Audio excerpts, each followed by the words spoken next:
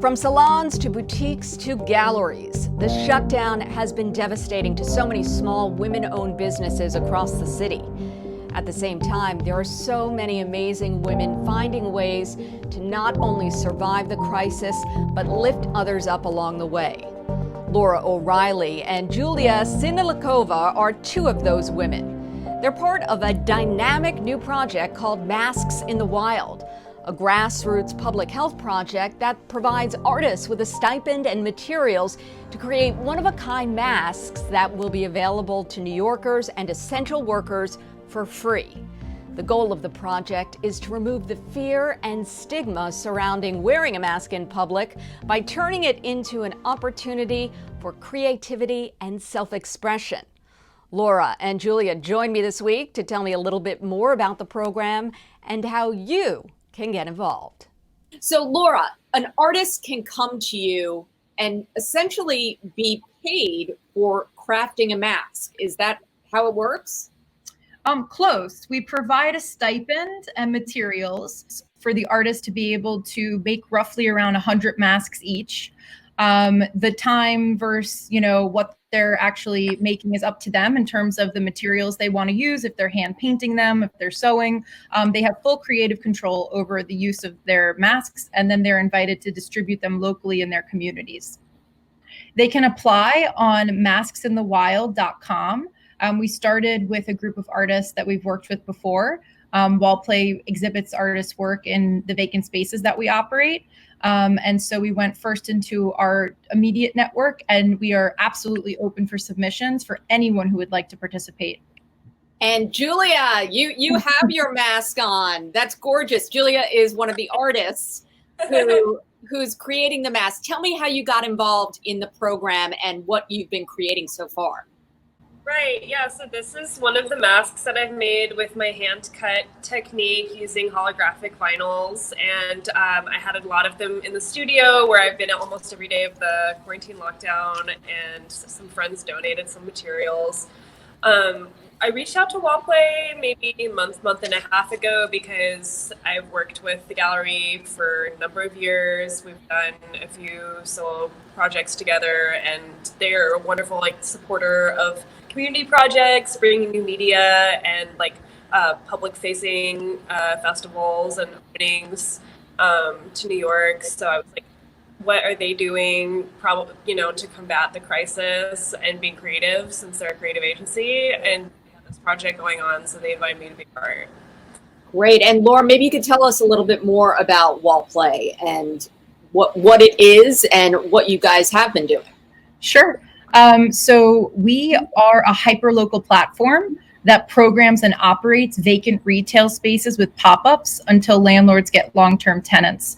So what we do is we rent out the spaces for short-term use to big brands. And when they're not being used by brands, we run an ongoing art program where all of our spaces are filled with original programming by various artists. And anyone can apply to use our spaces at wallplay.com. And because of COVID-19, we had to shut down our spaces. And so Masks in the Wild was the project that we decided to put our time into while our spaces could not safely exhibit work during the crisis. Coming up after the break, we meet a costume designer who is also involved with the Masks in the Wild project. She'll share some of her experiences giving out these unique masks to workers on the front lines. Stay tuned. Well, it was a pleasure meeting Laura and Julia from the Masks in the Wild project, which of course is providing artists with a stipend for creating masks. Cameron Loeb is a costume designer here in New York who is also taking part in the project, designing and distributing masks. Cameron, what has the response been like so far? It's been really great. I went the other day to bring a mask to one of my girlfriends, and she hasn't really left the house at all, and she had no mask that really fit her or worked for her, right? She had one of those respirator things. But as we were going and we gave her a mask, a delivery guy came, and he was working out of his car, but he was delivering for Amazon. And he was like, wow, those masks are really cool. Where did you get them from? And I was like, well, you can have one. And my whole idea is to make them so that they suit anyone, you know? So I have a variety of different kinds of masks, and people can choose what they like and what suits them. So he chose one, and it just happened to match his gloves, and like he had all this green, and That's awesome. it's great. So normally, as a costume designer, when will you, in terms of getting back to work in your regular industry, what does that look like? What did it look like before, and what do you think it will look like in the future? I honestly have no idea. I'm kind of just waiting. Because I work on like big TV shows and films, and production is not starting up anytime soon. They have to figure out how to socially distance while keeping all of the unions happy. So I'm unsure of when or what that will look like, honestly. I'm in 2 unions, so I do wardrobe and I'm a costume designer. So depending on how I'm feeling or who's calling, I will be shopping. I will be putting together looks. I will do fittings. You know, I've worked on like SNL and Girls, and before the pandemic really hit, I was working on a pilot, and we were a day away from shooting. So I don't know if that will come back, but yeah, a day of work could be on set all day for 14 hours, 16 hours, dressing background.